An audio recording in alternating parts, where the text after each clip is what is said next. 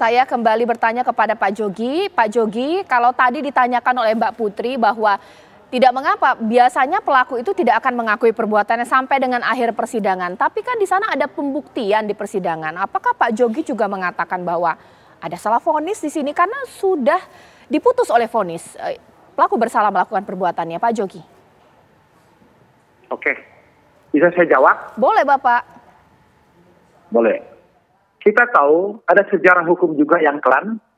Peristiwa Sengkon dan Karta, mereka dihukum ya dengan adanya putusan pengadilan.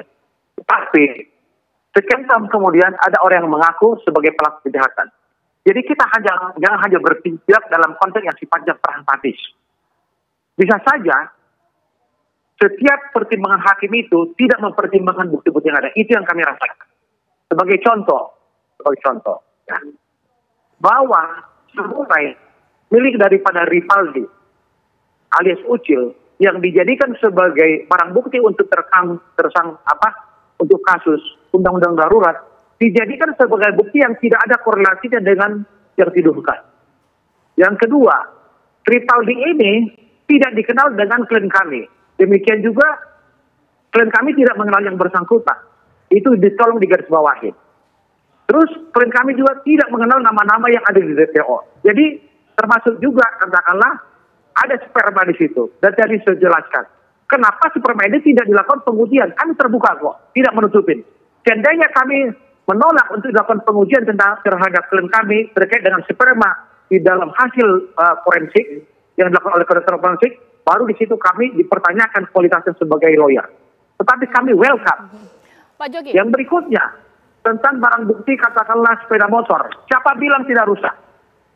Itu cerita yang sangat dipublikasi sehingga seolah-olah tidak ada kecelakaan. Itu salah besar.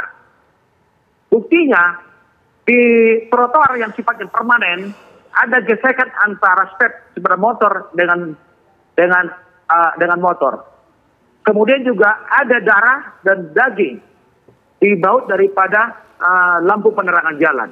Dan bagian depan motor itu stangnya ada juga tergesek dengan aspal. Itu ada peristiwa yang bisa hidup apabila dilakukan pembuktian secara ilmiah. Pak Jogi. Lalu bambu, apa hubungan bambu dengan peristiwa? Tidak ada. Batu dijadikan sebagai barang bukti untuk memukul, tidak ada. Jadi ketika katakanlah Polda Jabar meminta dilakukan rekonstruksi dan dilihat di situ ada adegan, hanya dua yang kami katakanlah izinkan. Pak Jogi. Satu, pertemuan anak-anak di depan rumah daripada Ibu Nining. Pak Jogi. Yang kedua, perpindahan mereka. Ya. Pak Jogi, mungkin kita persingkat karena segmen saya sini sudah sangat singkat sekali. Kalau klien Anda mengatakan bahwa klien Anda tidak bersalah melakukan ruda paksa dan juga pembunuhan, menurut Pak Jogi lantas siapa pelakunya? 3 orang DPO kah? Atau Bapak tetap dengan alibi atau mungkin asumsi Pak Jogi terhadap yang dia dilakukan oleh klien Anda, yang dikatakan oleh klien Anda, ini kecelakaan, begitukah? Makanya di sini kesempatan yang sangat luar biasa supaya pimpinan Polri memerintahkan bawahannya untuk melakukan pemeriksaan ulang baik terhadap kecelakaan yang ada dokumennya di lalu lintas, dilakukan secara komprehensif, tidak sepotong-sepotong. Yang kedua, bila ternyata itu murni kecelakaan tunggal dan mengakibatkan ada 2 korban, maka risikonya kenapa katakanlah klien kami masih sekarang berada dalam penjara.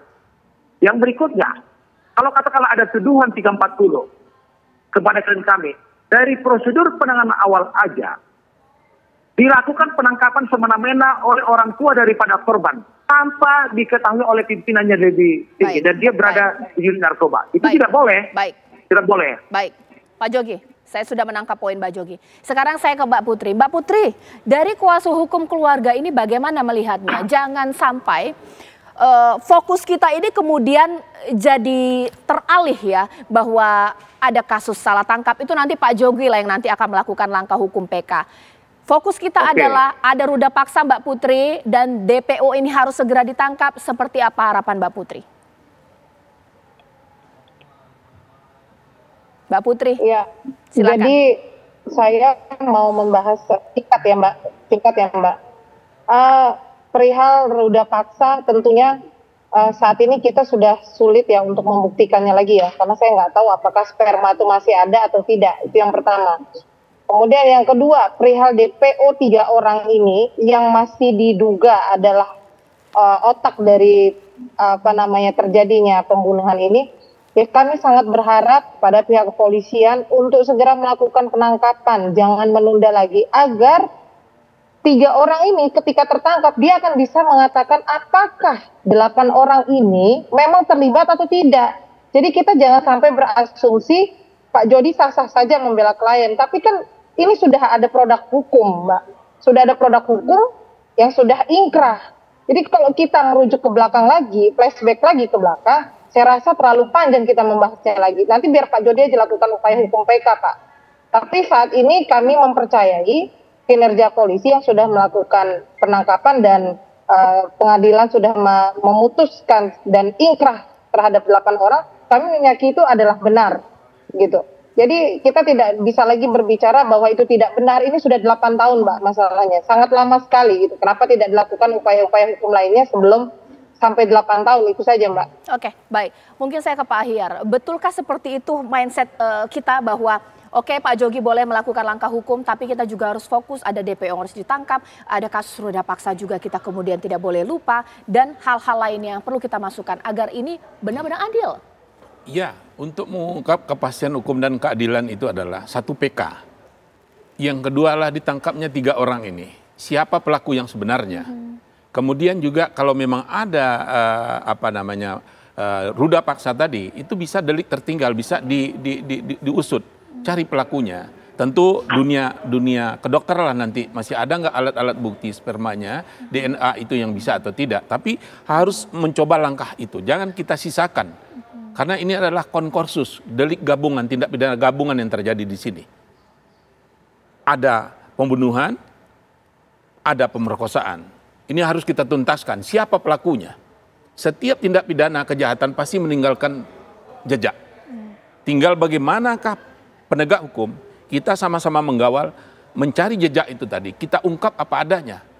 Itulah kebenaran material yang diharapkan oleh hukum pidana kita.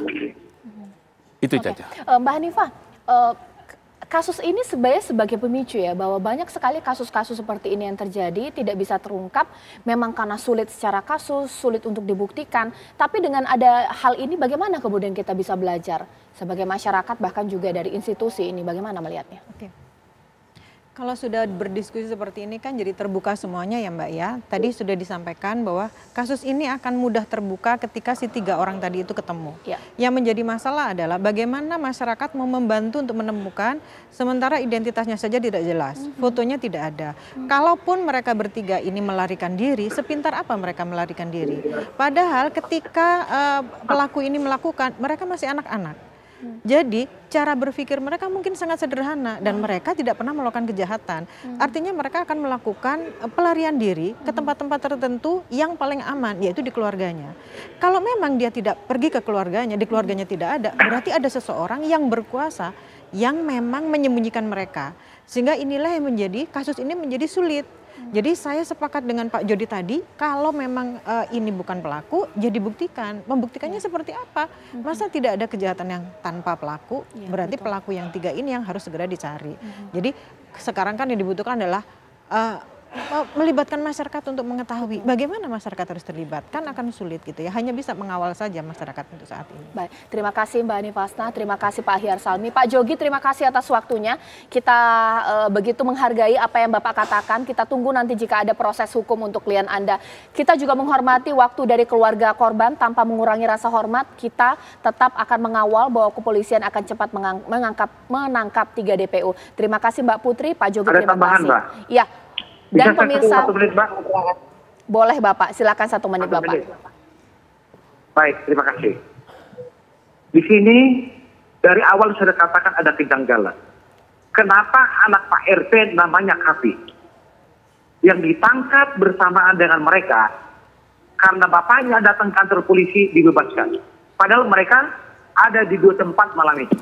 Oke, baik. Tolong ini menjadi catatan. Baik. Apakah karena orang tuanya itu punya pengaruh bisa mengakses kepada kepolisian sehingga dibebaskan? Saya boleh menambahkan satu, Mbak. Ya, Mbak Putri ada yang mau ditanggapi lagi? Iya, saya hanya ingin menyampaikan, Mbak, pesan dari keluarga besar. Mereka hanya ingin mencari keadilan, Mbak. Ingin mencari keadilan terhadap kematian adiknya, anaknya. Jadi kami tidak mau berasumsi apakah di sini salah, di satu salah. Sudahlah, lebih baik kita sama-sama mencari siapakah dari otak dalam pelaku pembunuhan ini. Karena kalau kita bahas lagi ke belakang, itu bukan ranahnya kami, Pak. Tapi kami sekarang ini sedang mencari pelaku 3 orang yang diduga ini masih berkeliaran bebas. Baik. Gitu. Jadi sama-sama, Pak, kita cari, sama-sama masyarakat Indonesia membantu kami juga, membantu kepolisian untuk membuktikan kalau 3 orang itu tertangkap dan benar apa yang dikatakan Pak Jody, kliennya tidak bersalah, itu akan sangat mudah, Pak. Kalau sekarang kan kita masih berandai-andai, Pak. Jadi bagaimana caranya 3 orang ini yang diduga pelaku utama ini bisa segera tertangkap, mari bersama-sama kita untuk melakukan pencarian, investigasi, agar ini terungkap. Gitu, Mbak. Baik. Terima kasih. Terima kasih Mbak Putri. Pak Jogi terima kasih ini sudah memberikan statement-statement terakhir. Intinya insya Allah lah ya, kita nanti tunggu aparat kepolisian akan benar-benar bekerja ekstra keras pemirsa untuk menangkap 3 DPO. Fungsinya apa? Supaya ada keadilan untuk keluarga korban pemirsa.